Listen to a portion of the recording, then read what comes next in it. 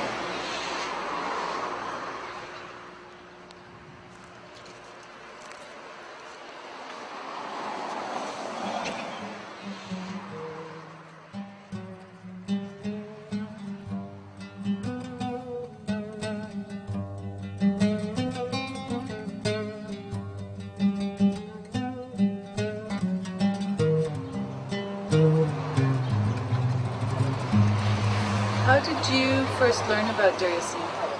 Okay, I knew about Deir Yassin since I was a child. Deir Yassin has been mentioned for all the Palestinian community and people since 40 years or more. But most of the history that is transferred from one generation to the other is through words from the parents to the kids. I know a little bit about Deir Yassin. If my grandmother didn't tell me, there is no one that can tell me. Especially in Israel, the education ministry or the government, they have like a policy in the schools not to learn, not to tell people about what happened, just to make it more Israeli.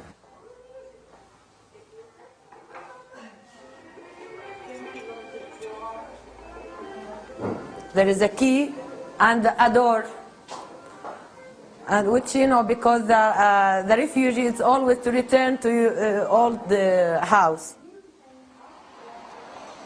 So the first time I heard about Deir Yassin when I was kids, you know, and we start ask questions that why we are refugee, and you know, because I born in Saudi Arabia and we moved to Syria to live with the rest of my family, my sister and my brother, because there was no school for girls in Saudi Arabia at that time. Deir Yassin, it was a symbol because it was the first and a big massacre. A lot of people know about it. This is the site of the village of Deir Yassin. The village is still intact.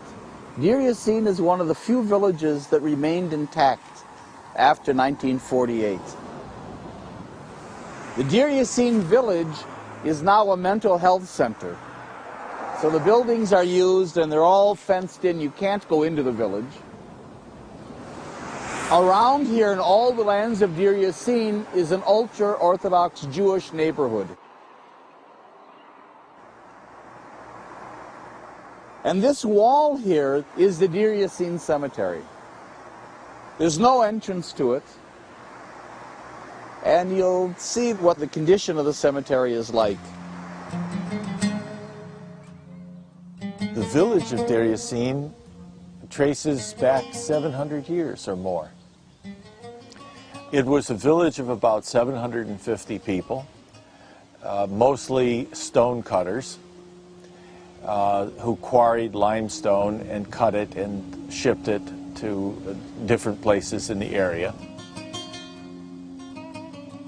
Most of the Arab houses in the village were heavy cut limestone houses with arches and gateways and so forth. Their land was desired to build a Jewish state. Their land was in the corridor between Jerusalem and Tel Aviv, and there was a plan formulated to drive all of the non-Jews out of that area. These were Arabs that were living there peaceably and were driven out because they were not Jews.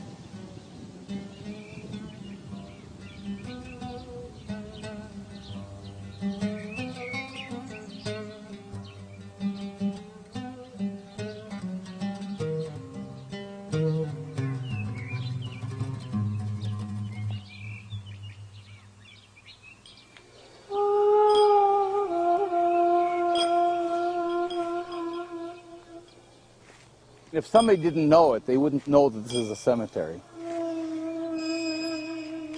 It's also been not exactly plundered, but besides deteriorating, you know, we were here last year, and a bunch of the religious kids here kind of jumped over the wall with us and started to run around and show us things. I mean, they didn't have any sense of where it was, really, but because it wasn't Jewish, it had no meaning, it had no sanctity to it.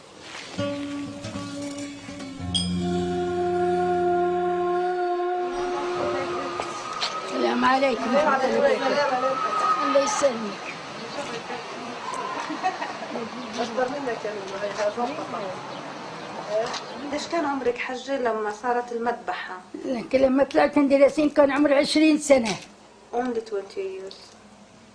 Was their house where the hospital is now? Is that Yeah, her family house.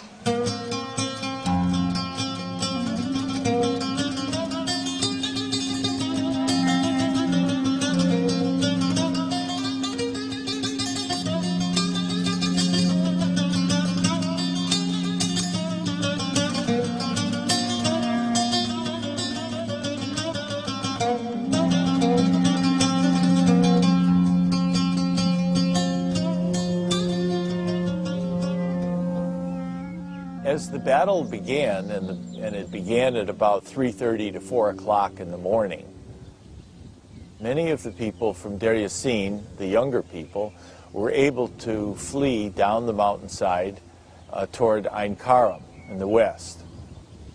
What they thought would be an easy target actually turned out to be much more difficult. 4 of their people were killed, and 32 were wounded. So they asked the Haganah for help, the Haganah being the main Jewish defense force.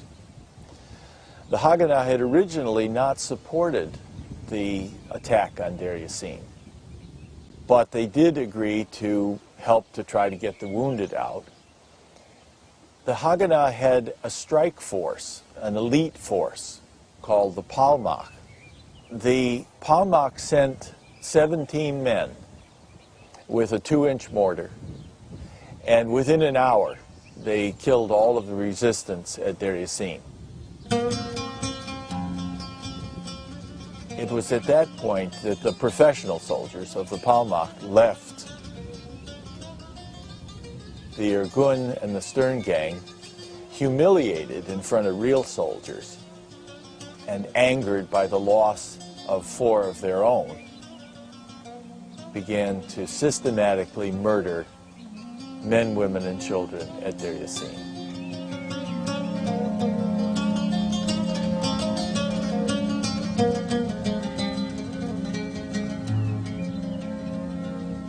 Most of those who were killed, somewhere between 110 and 130, were women and children and old men over 60 years old. ذبحوهم هذول ظهران 27 نفر في عتبة واحدة، وولاد التنين معاهم وبن زلمتي معاهم محمد. مصلى سيد محمد. Her family was Zahran from Akel. She lost 37 واحد خسرتوا من عيلتكم. مصلى محمد. They lose 37.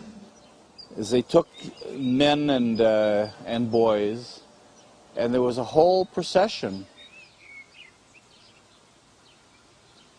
Put them on trucks, and they did a whole parade down Jaffa Road. And they marched them downtown. All the Jews were standing and clapping and everything else, that we won this whole victory in Deir Yassin. And then they took them and they executed them, all of them.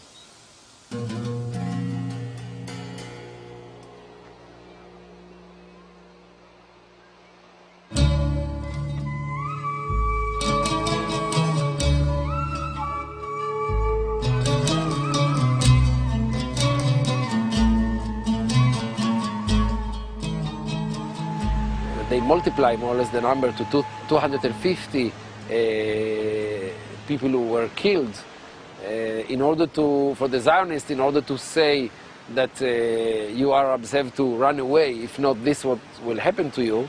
And for the Palestinians, they try to say that, look to the world, they try to say to the world, look how cruel the Zionists are, and you have to come to help us. That, I guess, is why Deir Yassin was heard about, because it was an act done for publicity purposes in a way. Like, they did this and they wanted people to know that it happened. It's reported on April 10th in the New York Times. This was an exaggeration designed to scare the Arabs, to cause them to leave Palestine, to drive them out.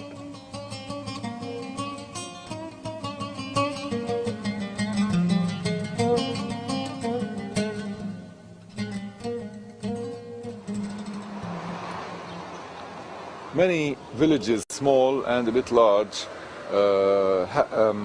suffered of the same things. People were massacred by Jewish terror groups at that time.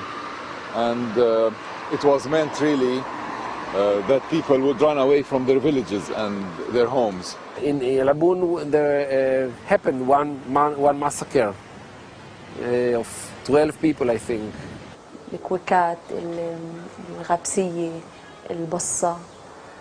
In 48 we have Lifta, we have Colonia, we have بروي برعم إقرت دمون.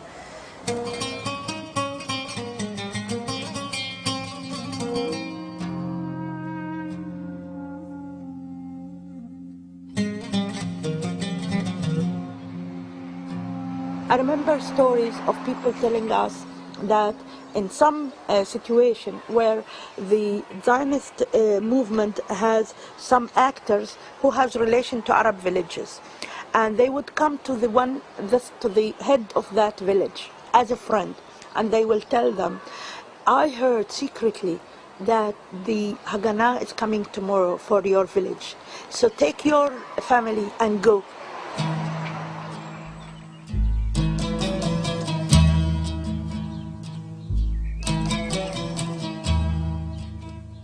Deir Yassin and the massacre of Deir Yassin was the reason that many, many Arabs, the estimates are between 750 and 900,000 Arabs, were driven from their homes in 1948.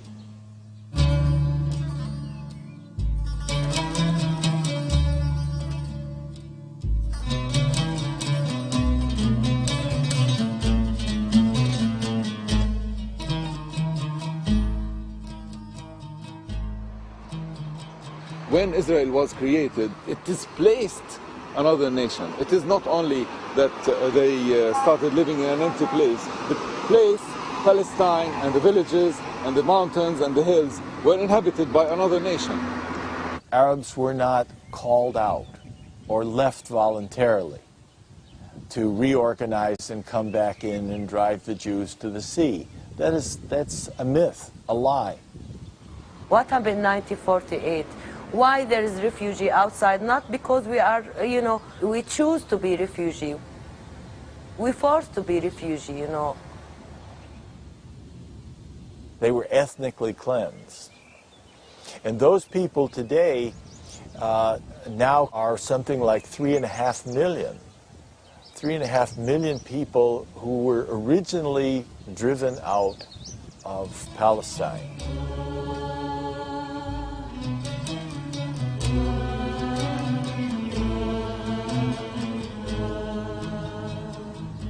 I don't know if I'm speaking now about Deir Yassin, or I'm speaking about Kfr Qasim, or I'm speaking about Tantura, or I'm speaking about other massacres. It's the whole story of the Nakba. It's the story of my own people. It's the story of how I was able to remain. So by chance, I'm here. By chance, I was able to stay. By chance, I was able to be born to a young man and woman who were staying in 1948.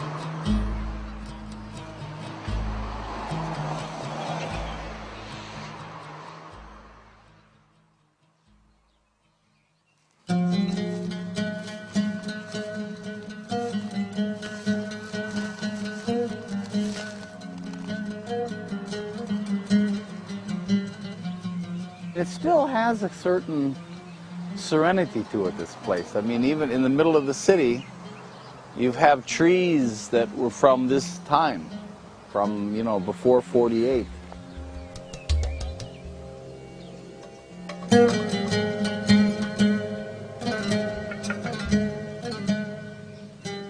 A piece of stone that was obviously broken off, that was a part of some gravestone or some tomb.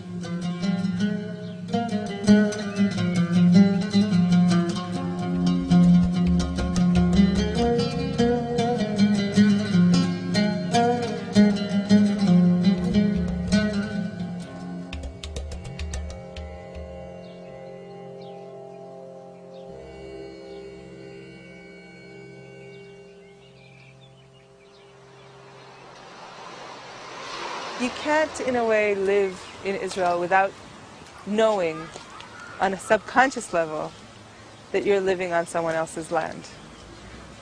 There's the cacti, you know, coming up of where a village used to be, and then I'll keep looking around and then I see the houses or the ruins of the walls.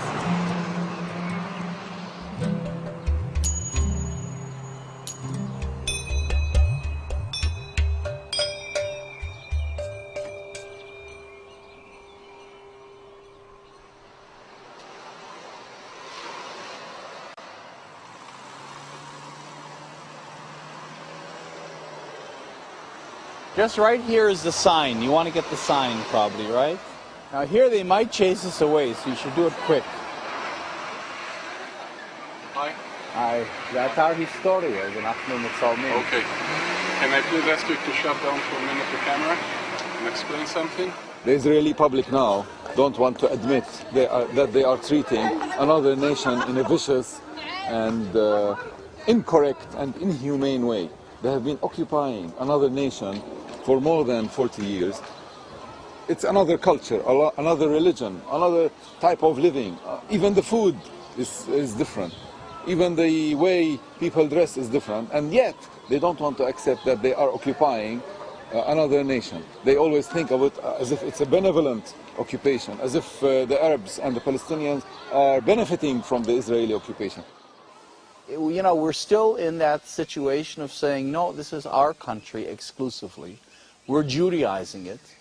The people that lived here had no claim to this land. They were not rightful inhabitants. And so what we did is not wrong. On the contrary, what we're doing until today is redeeming the land for the Jewish people. And as long as that's the view of most people, you're not going to have the reconciliation and the acknowledgement, I think.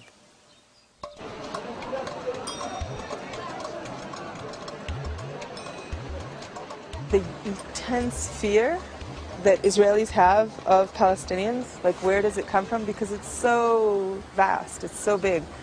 And at some point I came up with the conclusion that because the Nakba is suppressed, because the fact that you're living on somebody else's land is suppressed, and you can't really deal with it, but you have to like justify to yourself in some way. I have to believe that they all want to kill me, because if I don't believe them they all want to kill me, then how come I've kicked them off their land, and how come I can live here when they can't?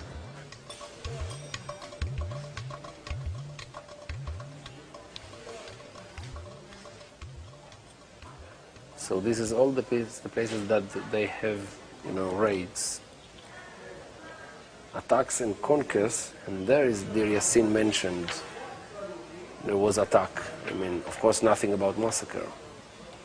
In the schools, they teach the pupils something like more or less, okay, we had this war, we fight it, it was just war, of course. We fought for our independent state and because of the Holocaust and because of many things, and the Arabs wanted to kick us from here and so on, and all these stories.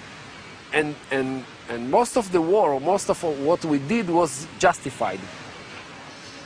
But there was one case of Deir Yassin that was ugly case and inhuman and so on. We must be careful not to help the state of Israel or the Israeli society to continue telling that it was the only massacre, or more or less this is what we've been told.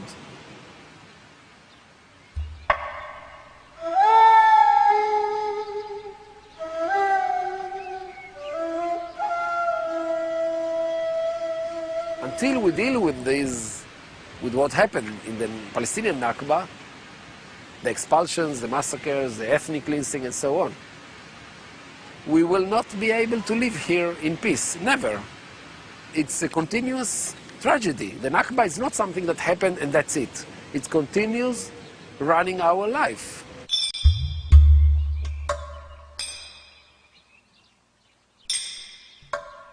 I realized that you could know the history and you could feel guilt about the history, but that doesn't make you more active towards preventing the history from coming back. The only thing to prevent from coming back is taking responsibility.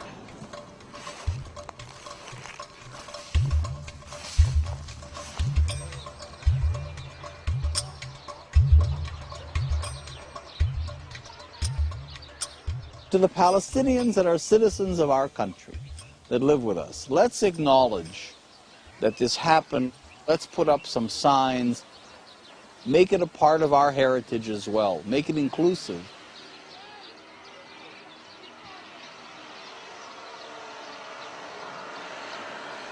It has to be corrected in history.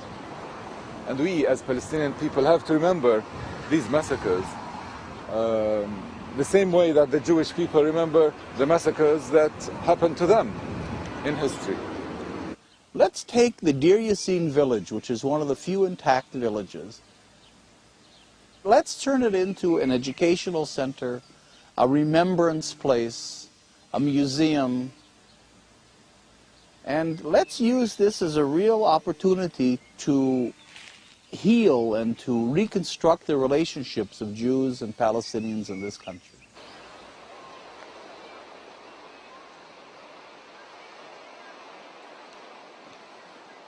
وضع على يده السلاسل ربط يديه في صخرة الموتى وقالوا أنت قاتل. Deir Yassin, it's important for me because it's my history, it's my parents' history, it's my grandmother's history. وقالوا أنت سارق.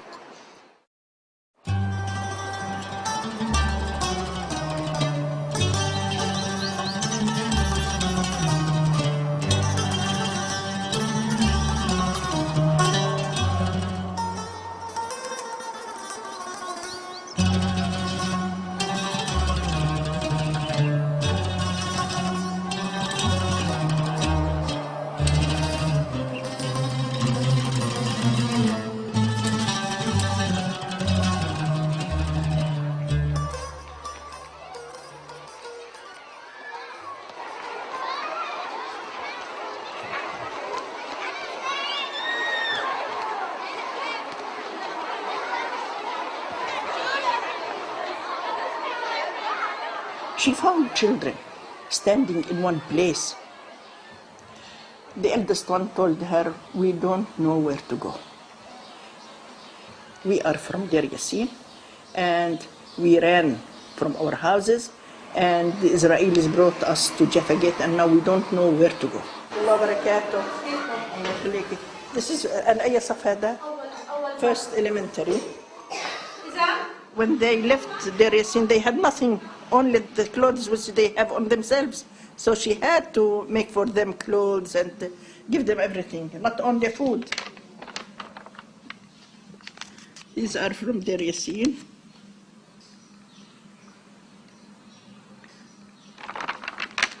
Also, these are from Deir Yassin. Fatima Mahmoud As'ad. the same family.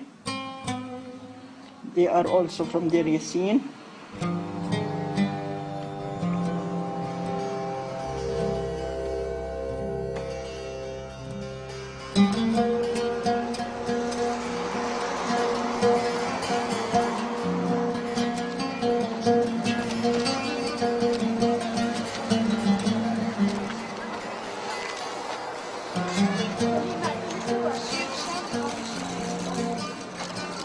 There is now an association called Deir Yassin Remembered to bring up that awareness feeling worldwide and even among the Palestinians. The Palestinians in the diaspora only know the name Deir Yassin, but they don't know the details.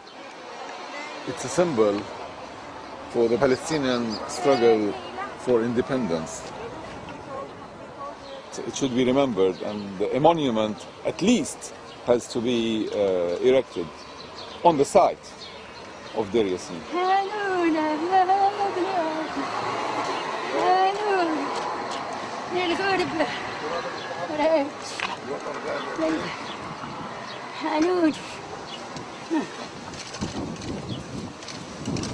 يا بلاد صور لا حط الورد حط الورد عند الورد عشان الصور عشان بس انت حطيها في وشك اخر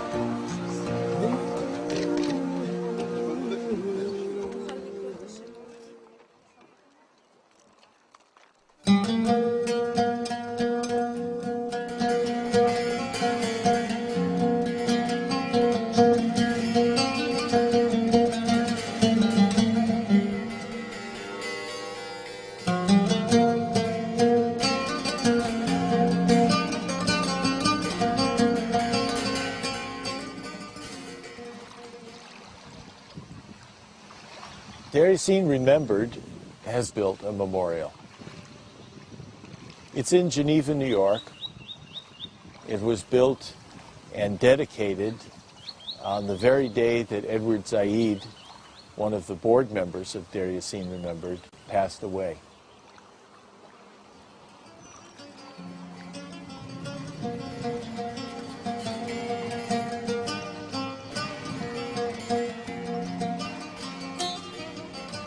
For many people, it looks like an abstract sculpture, but a Palestinian recognizes it as an olive tree instantly.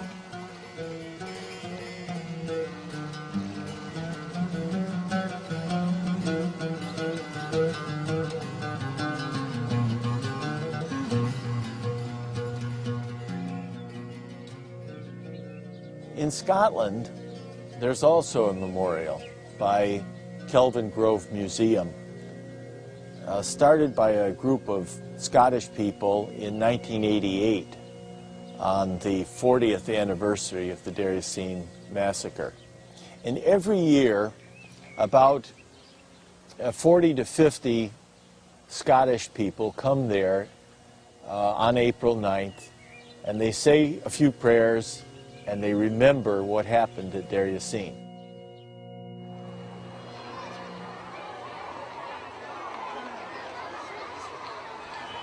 In that day, I had only 138 Palestinian genies. I said to myself that I must live with this money and these children, or I should die with them, because I thought that if the children will die, then all the Palestinians will die. How can this great nation will die, so I have to work with them. That was in the 25th of April 1948, after the massacre of Deir Yassin, Hind al-Hussein.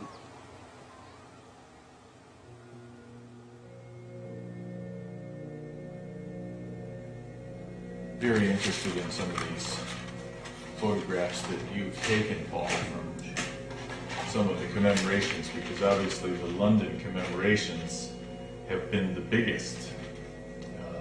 We had 30 commemorations last year. I sometimes think that this is actually where Deir Yassin commemoration is really at. Oh yeah. Ordinary people in towns and villages up and down the UK getting together, commemorating Deir Yassin, right? You sometimes get 2 or 3 people, that's all. Mm-hmm. They light a candle, they say a few prayers.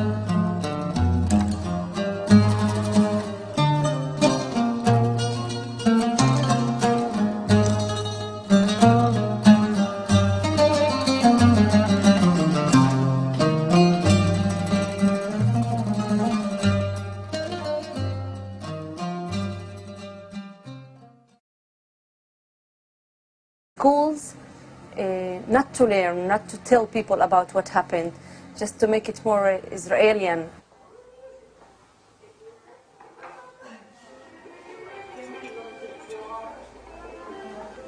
There is a key and a door, and which, because the refugee is always to return to old house. So the first time I heard about Deir Yassin when I was a kid, and we start ask questions that why we are refugee, and because I born in Saudi Arabia and we moved to Syria to live with the rest of my family, my sister and my brother, because there was no school for girls in Saudi Arabia at that time. Deir Yassin, it was a symbol because it was the first and a big massacre. A lot of people know about it. This is the site of the village of Deir Yassin. The village is still intact. Deir Yassin is one of the few villages that remained intact after 1948. The Deir Yassin village is now a mental health center. So the buildings are used and they're all fenced in. You can't go into the village. Around here in all the lands of Deir Yassin is an ultra-Orthodox Jewish neighborhood. And this wall here is the Deir Yassin cemetery. There's no entrance to it. And you'll see what the condition of the cemetery is like. The village of Deir Yassin traces back 700 years or more. It was a village of about 750 people, mostly stone cutters, who quarried limestone and cut it. And ولا بكيت عند أهلي، بكيت سلطان حالي. أنا بكيت في عز دلال، بكيت في عز دلال عند أهلي. يا ريتني متت، يا ريتني متت.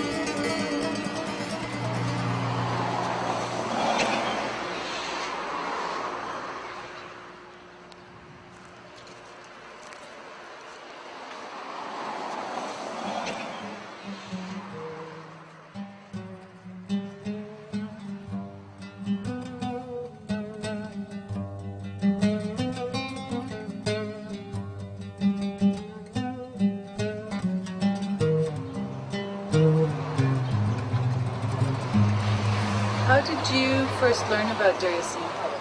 Okay, I knew about Deir Yassin since I was a child.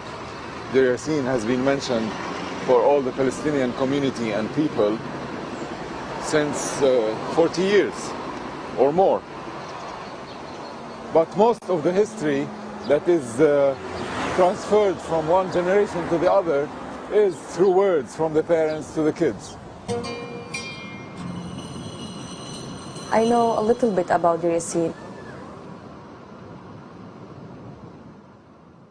If my grandmother didn't tell me, there is no one that can tell me.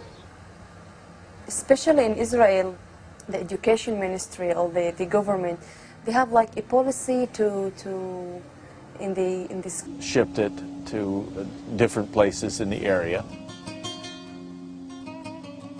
Most of the Arab houses in the village were heavy cut limestone houses with arches and gateways and so forth. Their land was desired to build a Jewish state. Their land was in the corridor between Jerusalem and Tel Aviv, and there was a plan formulated to drive all of the non-Jews out of that area. These were Arabs that were living there peaceably and were driven out because they were not Jews.